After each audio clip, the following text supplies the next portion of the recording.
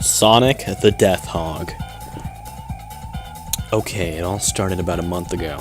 As a kid, I'd always wanted a Sonic the Hedgehog 2 cartridge for my Sega Genesis, but I never actually got it.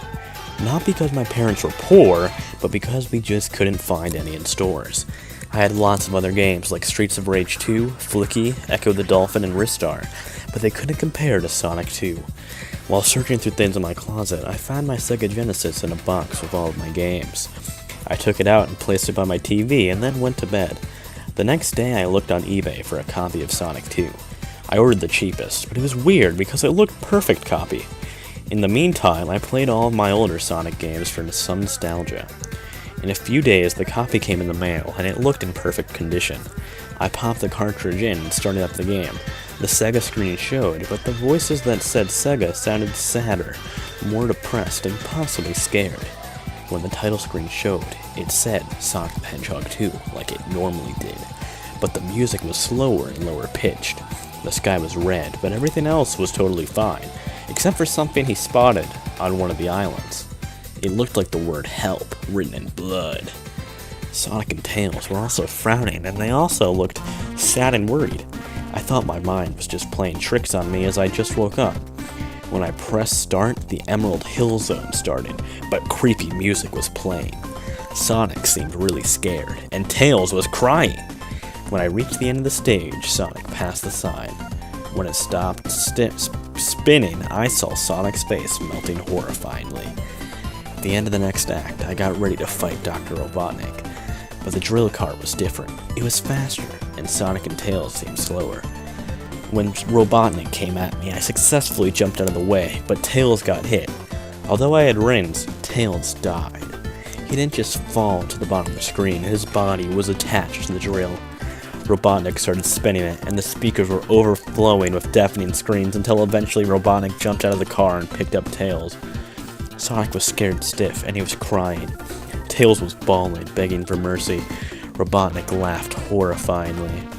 Robotnik slit his throat and dropped him on the ground. He got into his ship and flew away. Sonic slowly walked towards Tails' rotting carcass and then started crying. His tears were blood, and he just cried while lying on Tails' body for a few minutes, and then he looked directly at the screen and said, "Why? Why did you do this?" The screen went black. He was transported to a level called No Turning Back. Sonic looked even more pale and scared, and the music was replaced with static. I tried to turn off the console, but nothing happened. Scared stiff, I continued. When I reached the boss act, Robotnik laughed and mocked Sonic.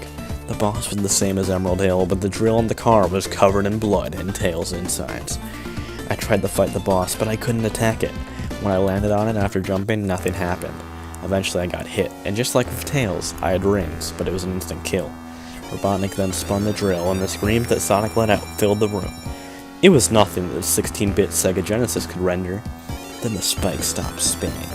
Sonic was crying and screaming, but he couldn't do anything. His body was ripped open, and guts were spilled on the trees and the grass. Robotnik then picked him up and chuckled.